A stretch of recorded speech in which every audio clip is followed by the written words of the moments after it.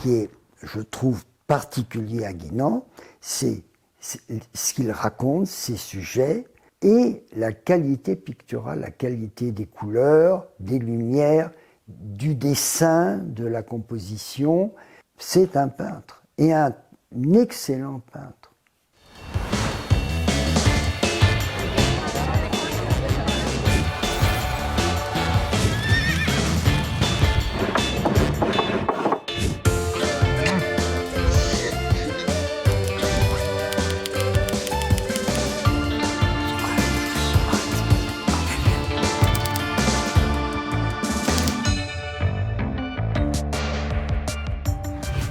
J'ai rencontré beaucoup d'artistes, évidemment, j'en ai défendu un certain nombre, mais il y en a un qui a marqué ma carrière de marchand de tableaux.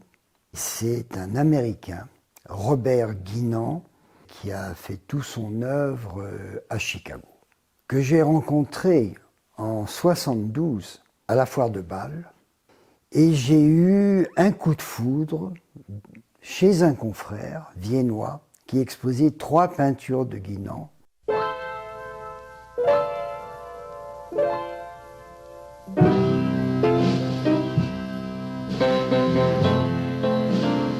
Deux tableaux très forts, très vivants, très humains.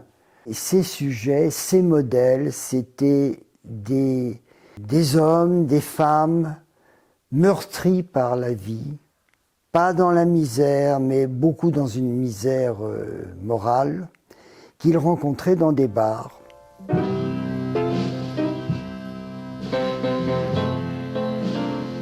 Il y avait parmi eux des ivrognes, il y avait des prostituées, il y avait des alcooliques, des drogués. Et il avait développé avec toutes ces femmes, ces hommes, une intimité dans le fond. Il était tout à fait, avec eux, tout à fait en harmonie. It made me feel so blue. J'ai choisi une peinture qui se prête peut-être davantage à raconter, qui représente une femme, une vieille femme, épluchant des épis de maïs dans l'arrière-salle d'une teinturerie de quartier.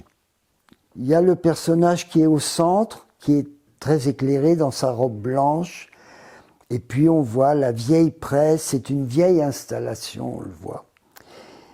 Et en fait, le propriétaire de la teinturerie, qui s'appelle Mike Stiglitz, est en fait une sorte de bienfaiteur du quartier.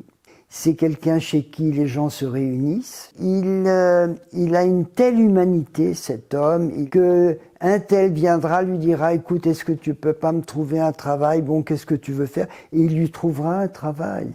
Et puis, il y en a, comme cette femme, qui s'appelle Pauline, qui est retraitée, qui a très peu de revenus, elle doit avoir un peu d'aide de l'État. Il lui trouve un emploi chez un traiteur qui lui remet des épis de maïs qu'elle va éplucher, préparer et mettre dans ses barquettes qui seront cuites.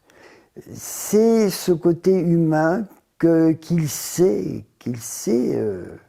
raconter dans sa peinture. Oh, you're gonna make me cry. Guinan a une palette très particulière.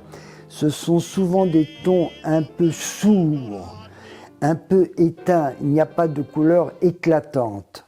Alors évidemment, moi, ce qui est très important pour moi, c'est que la peinture est belle.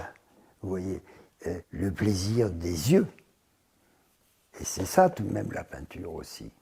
Tous ces modèles, aucun n'est vraiment en bon état, ils sont tous très dignes. Ils n'ont pas l'air de souhait. Moi, je les ai rencontrés, non, et c'est une communauté, c'est une fraternité.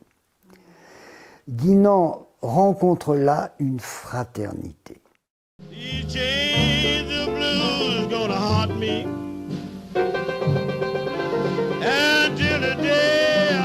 Guinan n'a jamais eu de reconnaissance à Chicago. c'est un des grands mystères, c'est toujours un des grands questionnements. Il savait qu'il était bon, comme Van Gogh savait qu'il était bon. Van Gogh savait qu'il était bon peintre.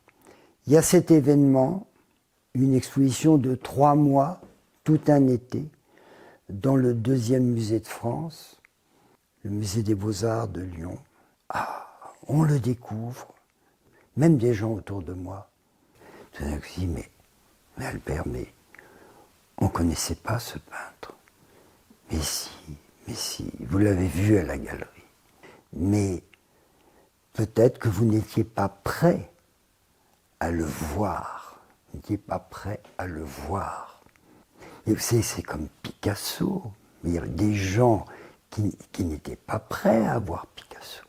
Mon père a été un des grands, parmi les premiers à vraiment être, il était très proche de Picasso. Quand il exposait Miro à la galerie en 25, les gens venaient à la galerie pour rire, se moquer. Je pense qu'il y a un moment où les gens sont prêts